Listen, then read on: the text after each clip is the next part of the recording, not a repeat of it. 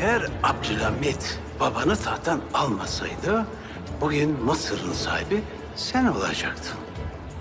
İşte elinde büyük bir intikam sebebi var. Seni bu yüzden seçtik. Deden Ali Paşa'nın elinden aldığımızı sana vermek istiyorum. Tahta çıkacak yolun kapısını ardına kadar açmayı teklif ediyorum.